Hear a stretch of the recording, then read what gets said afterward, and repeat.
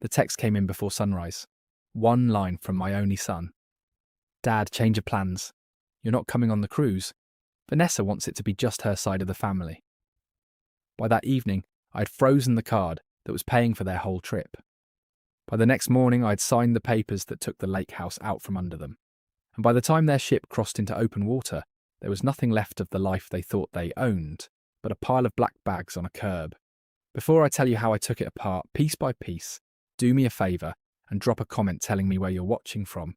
And if you've ever had a relative treat your kindness like it was owed to them, hit that subscribe button, because this one is for you. My name is Elias Ward. I'm 71 years old. For 42 years, I ran a freight and cold storage company out of Minneapolis, and I built it from one leased truck into something worth more than the men who tried to steal it from me will ever understand. It was a Thursday, just past 5 in the morning, the kind of thin grey light that Minnesota gets in early spring, before the sun really commits to anything. I was sitting at the kitchen island with a black coffee going cold in front of me, staring at the chair across from mine. Carol used to sit there. She'd been gone 2 years and the house had never gotten used to the quiet. My phone lit up on the counter. Nathan's name on the screen. My son. 37 years old, and a man I'd worked myself half to death to give a soft life to. I picked it up expecting something small, a question about the flight, whether he needed to print the boarding passes. Instead, I read the words twice, then a third time, waiting for them to rearrange into something that made sense. Dad, change of plans. You're not coming on the cruise. Vanessa wants it to be just her side of the family. Let me tell you exactly what he was talking about, so you understand the shape of it. This was not some cheap weekend at a lake resort. This was a 12-day cruise through the Greek islands and up the Adriatic coast. I had paid $52,000 for it, in full, on my own card, without asking Nathan or his wife for a dime. I booked it for one reason. Carol had spent her whole life wanting to stand on a white cliff in Santorini and watch the sun go down over that impossible blue water. She read every book about Greece she could get her hands on. She kept a jar in the pantry labelled The Islands, and for 30 years she dropped spare change in it. We never went. There was always a truck down, a client to save, a season that couldn't spare me. When she died, I found that jar, $81 in coins. I sat on the pantry floor and I made her a promise. I'd take our son and go, and I'd watch that sunset for both of us on the anniversary of the day she was born. So I booked the top suite on the ship. Private balcony, a butler on call, a dining room the size of most people's living rooms. I booked it for the 3 of us, me, Nathan, and his wife, Vanessa. I wanted us together. I wanted to share the one thing Carol never got to have with the only family I had left. And my son was uninviting me from my own gift by text message at 5 in the morning because his wife wanted her people there instead. I set the coffee down. My hands were steady. When you spend 4 decades running loading docks and negotiating with people who lie to your face for a living, you learn that losing your temper is a luxury you can't afford. Angry men make bad decisions, so you don't get angry. You find the crack and then you decide what to do about it. I tapped Nathan's name and called. It rang once and died. He'd rejected it. The boy I used to carry on my shoulders through the state fair. The man whose entire tuition I paid in cash so he'd never owe anyone. Couldn't spend 15 seconds telling his father the truth to his face. I breathed in slow and called a second time. Someone answered. It wasn't Nathan. Elias. Vanessa's voice. Low, careful, wrapped in that smooth politeness she always reached for right before she said something ugly. She never called me Dad. Not once in 6 years. I kept my voice flat. Put my son on the phone, Vanessa. A little sigh, the kind meant to make me feel like I was being difficult. Nathan's in the shower. And honestly, there's nothing to talk about. He sent you the message. The plans changed. I looked out at the grey yard. That's a $52,000 trip. I booked the owner's suite for the 3 of us for Carol. You don't uninvite the man who paid for the ticket. I heard her shift. In the background, water running. So Nathan wasn't in the shower. Nathan was hiding. Look, she said, and the polish came off her voice. My parents have never had a real vacation in their whole lives. They deserve this. And my brother Trevor's coming too. Let's be realistic, Elias. Older people get seasick on those long crossings. You'd be tired, you'd need special meals, you'd be miserable, and you'd make everyone else miserable. My folks are in good health.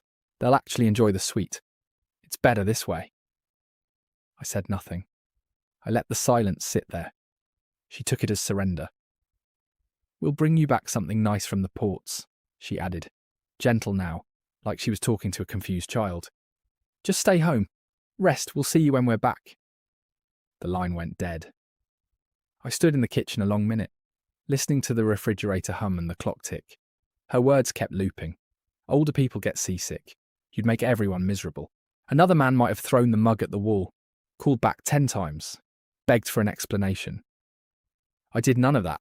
When a cold storage compressor fails at 2 a.m, with $40,000 of product on the line, you don't cry over it. You pull the schematics, you find the failed part and you rip it out. That's the only way anything gets fixed. I walked down the hall to my study, sat at my desk and opened the laptop. I needed to see the damage myself. I found the booking confirmation in my email. $52,000 charged clean to my card. I remember the night I made it, sitting in the same chair, looking at the photo of Carol on the shelf. The one from the lake where she's laughing at something I said, and I've forgotten what. I copied the reservation number and logged into the cruise line's passenger portal. The page loaded.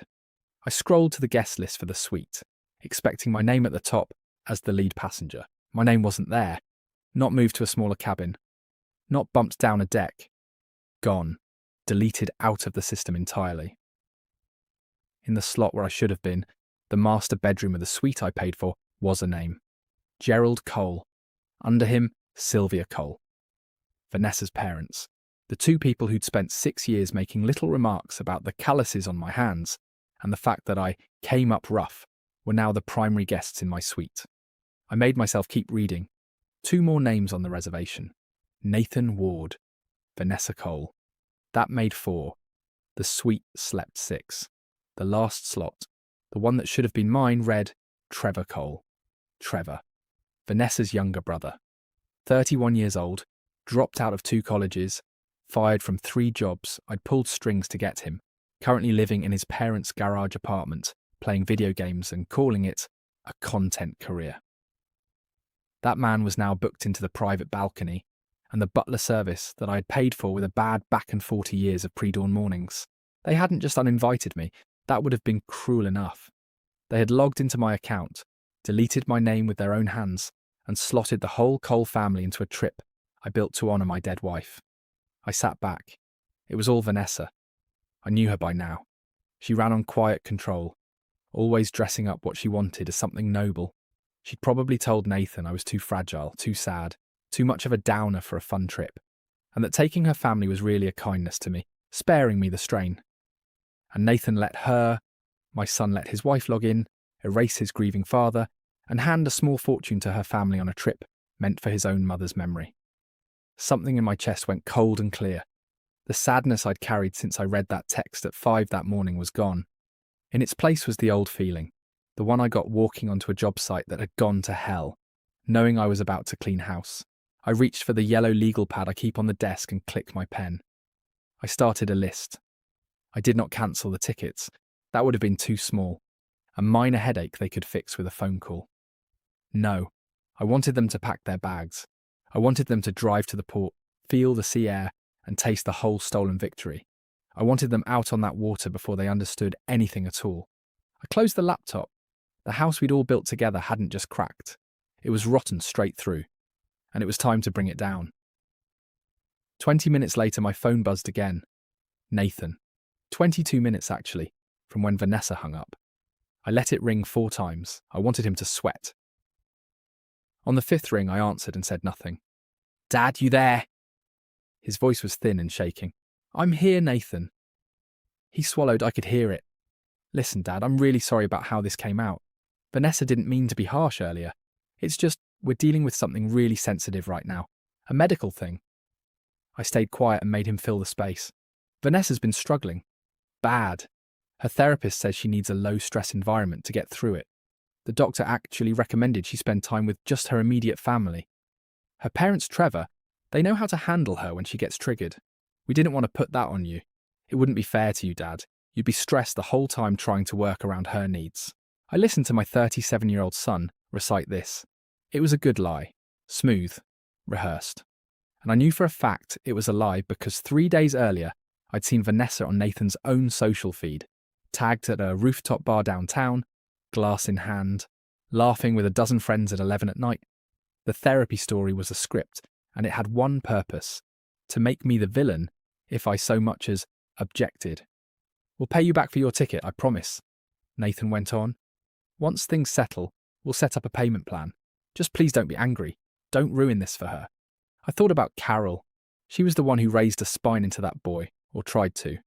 When Nathan was young and did something wrong, she'd walk him back to whoever he'd wronged and stand there while he apologised to their face.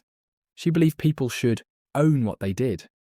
But the truth is, Nathan was always soft in the middle, and the day he met Vanessa, he handed her the last of his backbone and never asked for it back. I knew he was standing in a corner of that big house, reading lines Vanessa had fed him minutes before. So I didn't argue. I didn't demand the therapist's name. I didn't say a word about my name being replaced with Trevor's on a trip for his mother. Instead, I leaned into it. I pushed everything out of my voice. The anger, the hurt, all of it. I made myself sound like a tired old man who just wanted his son happy. "All right, son," I said, soft and easy. "If Vanessa's going through something that serious, of course she needs her own people around her. Her health matters. You don't need to worry about me. I'll be fine here. You just take care of your wife." The breath he let out was pure relief. "Really, Dad? You're not mad? I was so scared you'd blow up about the money." "I'm not mad at all," I said, my face like stone. "A father's job is to support his son. Go enjoy the ocean. Have a good time. We'll sort out the money when you're back. There's no rush."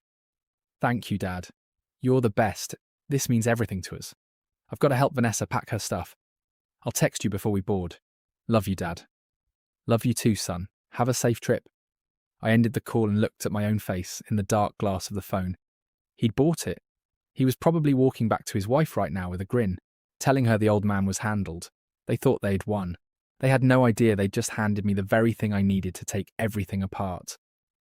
I was still sitting there when the phone buzzed a third time. Not a text this time. A banking alert. I opened the app. The alert was tied to an account I almost never looked at. Years ago, when I started slowing down at the company, I'd made Nathan a signatory on one of the business reserve accounts. The idea was that if something went wrong while I was travelling, someone could keep payroll moving. Carol had pushed for it. She said a man should be able to trust his own son with a signature. I'd deposited a healthy cushion in there and mostly forgotten about it. I tapped into the transaction history and my stomach dropped. 3 withdrawals, back to back. Each one for exactly $9,850. $29,550 pulled in raw cash inside of an afternoon. Now I ran payroll and freight compliance for 42 years. I know exactly what that number means. Any single cash transaction of 10,000 or more triggers a federal report to the government.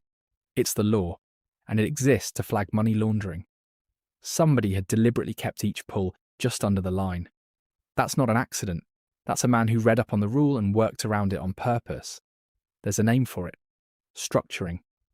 It's a crime on its own, before you even ask what the money's for. They weren't just stealing my vacation. They were quietly draining cash out of my company while feeding me a story about Vanessa's fragile mental health. I set the phone down and thought it through. Slow. Why would a couple living in a lake house worth close to $2 million need 30 grand in untraceable cash? You don't pay a mortgage in $100 bills. You don't buy a cruise with a paper bag of cash. Everything on that ship runs on a card. Cash like that gets pulled for one reason, to pay for something that can't leave a trail. My son wasn't just a coward who let his wife insult his grieving father. He was in something. Something with a paper trail they were working hard to keep off the books. I had to know what. I grabbed my coat, got in the truck, and drove out to the lake. The house sat on a good stretch of shoreline on Lake Minnetonka, a low modern place with a lot of glass. I knew the appraisal down to the dollar because I bought it. When Nathan and Vanessa married, they never stopped complaining about how they couldn't afford anything decent, so I paid cash and put them in it. No mortgage, no interest, nothing to break their backs. I kept the deed in my own name and let them live there for free. I even covered the taxes. All they had to do was live their lives. I parked 2 blocks down and walked. Old habit from the docks. When something feels wrong, you don't announce yourself. I came up along the hedge on the side, out of the doorbell camera's view, and let myself through the side gate with the spare key I kept for repairs. The garage door was unlocked from the inside. I stepped in. Both cars were sitting there. Vanessa's white SUV, Nathan's sports car. I paid for both. Gifts I'd told myself were early inheritance. They looked like trophies now. Above me, the house wasn't quiet. Footsteps moving fast across hardwood. The thud of heavy bags. Voices. I went up the back stairs slow, weight on the outside edge of each step. The way you learn to move when you don't want to be heard. At the top, the hall ran past the master bedroom, and the door was open a crack. They weren't packing in some sad, careful, depressed way. They were laughing. Vanessa's voice came through clear, bright and mean. Nothing like the hushed act on the phone. She was doing an impression of me. My calm voice on the call, the way I gave in. She was telling somebody how easy it was, how she barely had to push, before the sad old man rolled over and handed her a luxury trip. Then Trevor. I'd know that lazy drawl anywhere. He asked if the boarding passes were printed, and then said his one goal for 12 days was to drink the ship dry. He reminded Vanessa to make sure the onboard account was still tied to my card, and he laid out the top-shelf bourbon he planned to order every single night. He said he'd drink enough to put me in an early grave. He used those words and he laughed. I stood in the dark hallway with my back against the wall, and my mind went somewhere else for a second. It went to the winters, getting up at 4 when the pipes in the yard froze, tying my boots in the dark so I wouldn't wake Carol or the baby, standing knee-deep in slush-loading trucks until the discs in my back turned to gravel. I wrecked my body so that Boy would never have to feel poor a day in his life. Carol and I went without so he could have everything. And there he was, silent in that room, while his wife and her brother made a joke out of the man who gave him all of it. Then Nathan finally spoke, and what he said turned my blood to ice water. "Are you sure about the paperwork, Vanessa? Doing it while we're out on the ocean, that far away? It feels like a lot." We're talking about his whole life. He's not actually losing his mind. He just misses Mom. He's just sad. Paperwork. His mind. I stopped breathing. Nathan knew. He knew I was fine. He knew my only sickness was grief. And he was worried about a plan built on the lie that I wasn't. Vanessa didn't comfort him.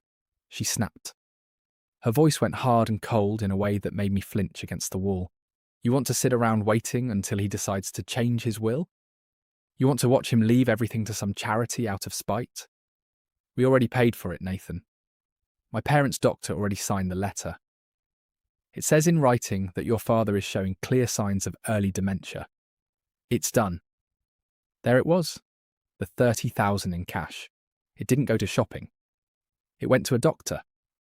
They bribed a physician for a fake evaluation, and the rest went to whatever lawyer was drafting the papers under the table. They weren't stealing a vacation. They were building a case to have me declared incompetent, strip me of control of my own money and my own company, and put me away in a facility. And they were using my own money to do it. Nathan, still shaky, still weak. What if the judge wants to question him? What if the court asks for a second opinion from a real neurologist? He'll fight, Vanessa. You know, Dad. He doesn't quit. Vanessa's laugh went down the stairs like something crawling. He won't get the chance. That's the whole point of the cruise. While we're in the middle of the ocean, unreachable, our lawyer files the emergency guardianship petition. The judge sees a signed letter from a licensed doctor. And when they ask about erratic behaviour, we tell them he abandoned his own family's $50,000 trip at the last minute and shut himself away in his house alone. It's perfect. By the time we dock, the order's granted, and there's a transport team waiting at his door. He goes into memory care for his own good, and the house, the company, the accounts, all of it is ours. She'd use my own grief as the evidence. She'd talked me into skipping the cruise so my quiet, dignified choice to stay home would become proof I'd lost my mind. If I'd stayed home like they wanted, oblivious, I'd have woken up next week to men in scrubs at my door. The ache in my chest was gone, every last thread of it. The man in that room wasn't my son anymore. He was a threat, a willing partner in something built to erase me. I didn't need to hear another word. I peeled off the wall, careful my coat didn't brush the door frame, and went back down the stairs the same silent way I came. Out the side door, into the cold, back to the truck, 2 blocks at a steady walk. I got in and put both hands on the wheel. They'd declared war, so I'd give them a war they'd never recover from. I didn't drive home. I drove downtown to the 42nd floor, of a glass tower on the river and walk through the doors of the estate law firm I'd trusted for 30 years. The woman who met me at the door was Margaret O'C, 64, sharp as a scalpel, the best trust attorney in the state, and the person who'd protected my money from a dozen predators over the decades. She took one look at my face and didn't bother asking about my morning. She just held the door to her office and shut it behind us. "You've got the same look you had the year you fired your whole board," she said, settling into her chair. "Tell me who we're taking apart." I sat down and gave her the facts. No feelings, just the shape of it. The text. The 3 cash pulls of 9,850. The trip out to the lake and the conversation I stood in the hall and listened to. The bribed doctor. The forged incapacity claim. The plan to lock me away while they sailed on my card. Margaret didn't interrupt. When I finished, she was quiet for a moment, and when she spoke, her voice was very calm, which is how I knew she was furious. "I warned you," she said. 7 years ago, when you bought that house cash and put nothing in writing between you and them, I sat right there and told you that handing a fortune to a weak man with a strong wife was asking for exactly this, that they'd come to see your generosity as their right. "You were right," I said. "I let missing Carol make me stupid, but I'm not here to talk about my mistakes. I'm here because my son is trying to have me buried alive. I need to know how far along they are, and I need to know what I can do about it before that ship sails." She turned to her computer. As a senior partner, she had access to the court's back-end filing system, the queue where lawyers stage petitions before a judge stamps them. Her fingers moved fast. The room was silent except for the keyboard. Then she stopped, and her jaw tightened, and she turned the monitor to face me. It was real. A petition for emergency guardianship and a declaration of incapacity. Petitioner, Nathan Ward. Respondent, Elias Ward. Attached to it, a preliminary medical letter hinting at cognitive decline, signed by a physician I'd never heard of, from a clinic tied to the Cole family. And my recent isolation documented as evidence of instability. The filing date was set, 2 days after the ship left port, right when I'd be, in Vanessa's phrase, unreachable and refusing to leave my empty house. "They didn't just talk about it," Margaret said. "They loaded and aimed it. If we don't take this apart right now, you lose your freedom before the week is out." I looked out her window at the grey river. I felt nothing at all for the boy I'd raised. "They think they're dealing with a helpless old man," I said. "They're dealing with the man who built the world they live in. Show me how we take it down to the ground." Margaret started with the safe, lawyerly options. File a counter-injunction, alert the court to the fraudulent letter, drag them through years of expensive litigation until they folded. I shook my head. Years in a courtroom was too kind, too slow. I didn't want them to have time or lawyers or a warm bed while we argued. I wanted them to come home from that cruise and find the whole world gone. We started with the house. Here's what they never understood. The deed was in my name, not theirs, not in a trust with their names on it. Mine. They lived there because I let them month to month on nothing but my goodwill and no signed lease at all. In the eyes of the law, they were tenants at will, and a tenant at will can be given notice to leave. Margaret drafted the termination notice, and I signed it. Then she called a broker I'd known for years and asked what it would take to sell fast. The broker started explaining 30 to 60-day closings, and I stopped him. I wasn't talking about a normal sale. In 42 years of business, I'd bought and sold a lot of commercial property, and I knew the men who move fast. There's a corner of the market for buyers with deep cash who close in days, sight unseen. No inspections, no financing to wait on. I made a call to a developer named Halverson, who'd been trying to get lakefront lots on Minnetonka for a decade, so he could split them and build 2 homes where one stood.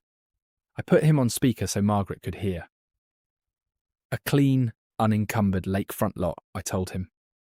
"Deeds in my name, no liens, no mortgage. Appraises around 1.9. You can have it at a flat 15% under, cash, if you close in 3 days and take it exactly as it stands.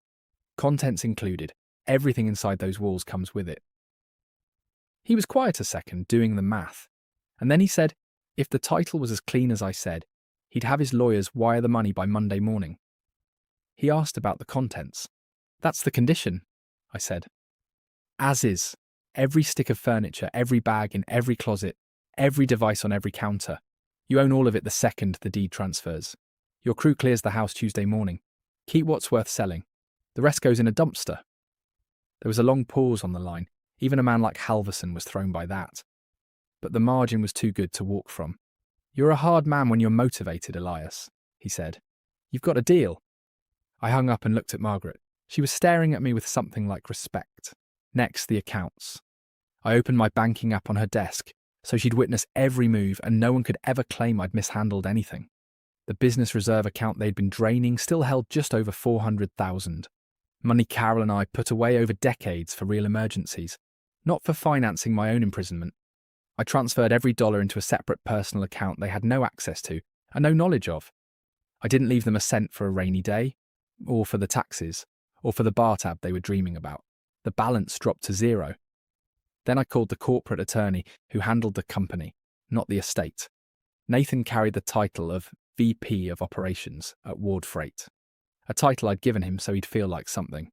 He hadn't done real work there in years. By the end of the call, his access was cut, his signing authority revoked, and I'd asked for a full audit of every transaction he'd ever touched. I already knew what it would find. Nathan, you've cut every line they were feeding on, Margaret said. House, cash, company. By the time they board tomorrow, they'll be running on fumes and won't even know it. But the petition's still live. We have to kill it before their lawyer files. We're not just killing it, I said. We're turning it around on them. Copy every page of that fraudulent filing and the doctor's letter. It's going to the FBI. Conspiracy to commit elder fraud. Let them explain it to a federal agent. The last piece I saved for myself. The card. I called the cruise line's premium desk. A cheerful voice thanked me for my loyalty and asked how she could help with the owner's suite. I gave her the booking number and verified my identity, since I was still the account holder, even with my name pulled off the passenger list. I told her I wouldn't be sailing. She started into the cancellation and refund script and I stopped her. I didn't want to cancel anything. The other 3 passengers, Nathan, Vanessa and Trevor, would still be boarding. Their passes stayed active and valid. I wanted them on that ship. Then I told her the real reason I'd called. Remove my card from the onboard account. Unlink it from every cabin key, every folio, every line of credit on that ship. I was ending all financial responsibility for the remaining passengers. She paused reading, I imagine, the long list of premium drink packages and spa bookings and specialty dinners already charged against that card. She warned me that removing it would void all of it. I told her that was the idea. From the moment they boarded, if they wanted a drink, the internet, a shore excursion, anything, they'd hand the ship their own card. She read me a disclosure confirming my liability was terminated and the remaining guests would board to a zero balance account. I thanked her and hung up. There it was, the whole thing set. Tomorrow they'd load their designer bags into a car, sail through the VIP line, and march straight to the nearest bar to toast their win. Trevor would order his top-shelf bourbon.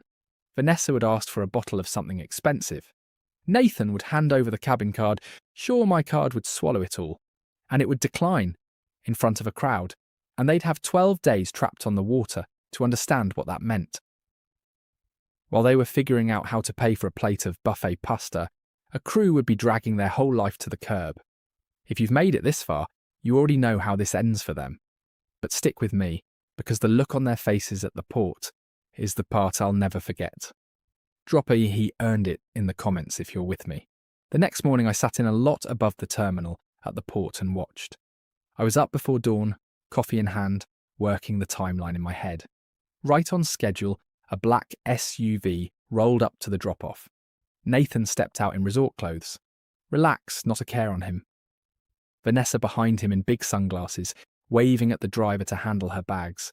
Then Trevor, in a tropical shirt that looked ridiculous in the cold wind off the lake. I opened a social app on my tablet. I'd made an anonymous account months back, just to keep up with a family that never told me anything. Vanessa had already posted a photo of the 3 of them in front of the ship. The caption said something about a much-needed, hard-earned luxury getaway, with a champagne emoji. Hard-earned. After paying a doctor to lie about my mind with cash, they stole from my company.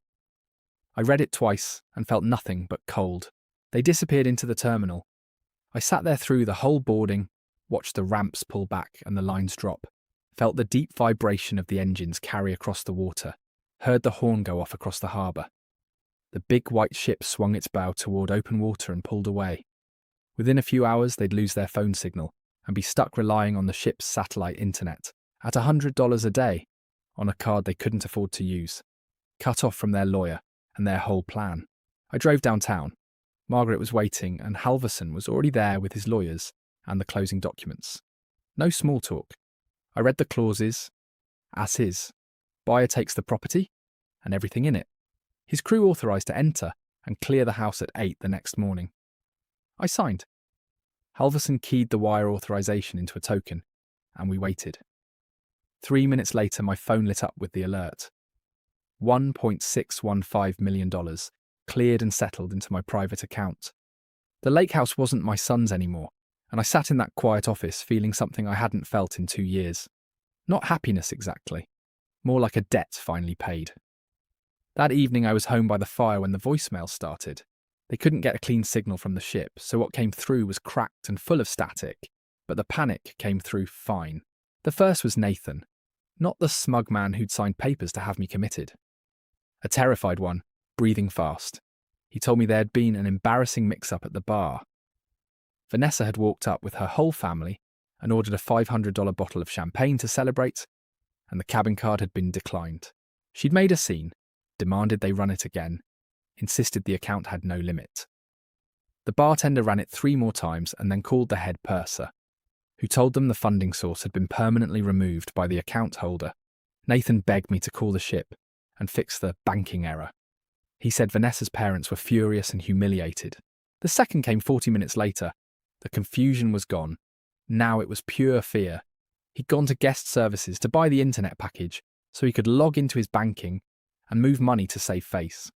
He handed over the debit card tied to the reserve account, the same one they'd looted, and it declined for insufficient funds. He was frantic, demanding to know how an account with $400,000 in it could read 0. He begged me to call the bank and report fraud. My son asking me to protect the very money he'd tried to use to erase me. The third was Vanessa. The Polish was gone completely. She was crying. Her family was turning on her. Trevor was raging in the hallway because he couldn't get a single drink. They'd been locked out of every restaurant on the ship because they had no way to pay, so they were stuck eating at the buffet with the crowds they'd planned to look down on. Her parents were trapped in a small interior cabin, since the suite reservation was gone too, blaming her for the whole thing. She begged me to fix it, promising to apologise for whatever she'd done. She still thought this was a small punishment for a small fight. She had no idea that while she cried over a declined bottle of wine, a developer was already scheduling the demolition of her home. I deleted all 3, put the phone down, and drank the last of my coffee. Let them stand in the buffet line. Let them sit with the family they'd sold me out for. They had 12 days to think about it. The morning the ship docked, I wasn't at the port. I'd hired a man named Sanchez to watch it and feed me the details from a distance, because by then I was somewhere much warmer than a Minnesota harbour. Sanchez told me the disembarkation was ugly. While thousands of sunburned, happy travellers streamed off, my son and his in-laws were held up almost 2 hours at guest services, fighting the purser over unpaid gratuities and service charges they couldn't cover. Vanessa looked nothing like herself, still in the same clothes she'd boarded in, hair a mess, face pale. Her parents wouldn't look at Nathan. Trevor, 12 days sober against his will, paced by the exit shaking in the cold. Between the 5 of them, they scraped together about $80, barely enough for one economy taxi back to the lake. They still believed it was a bank glitch.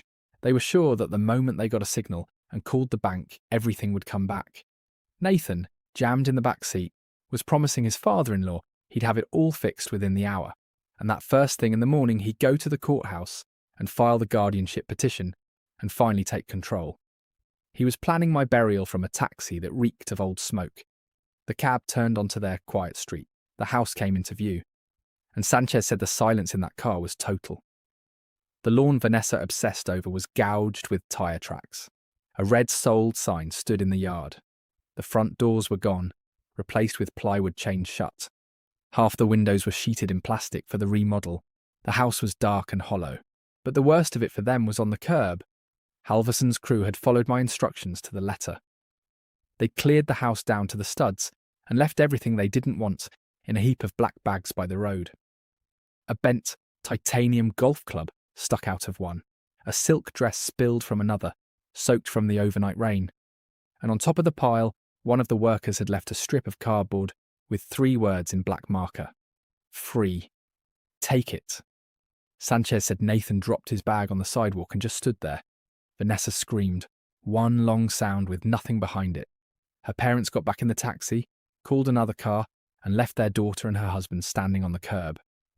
I was in the first-class lounge at the airport when Sanchez wrapped up his report. I had a coffee and a window and a plane to catch. The contrast between where I sat and where they stood was not lost on me. I'd booked a flight to Greece. Just me, 12 days in the islands. I was going to stand on that white cliff in Santorini and watch the sun go down over the water, the way Carol always wanted, the way we never got to. I was taking her jar of coins with me, all $81, to leave in a place she'd have loved. It was the only part of the trip that ever mattered. My phone lit up on the table. Nathan. I let it ring 5 times. I wanted the fear to sink all the way in. On the 6th ring, I answered and stayed quiet. Dad! His voice cracked, high and wild. Dad, what is going on? Where are you? You have to fix this. The house is boarded up. Some company threw all our stuff in the trash on the street. My accounts are empty. The reserve fund is gone. The crews humiliated us. Vanessa's parents just left us on the sidewalk.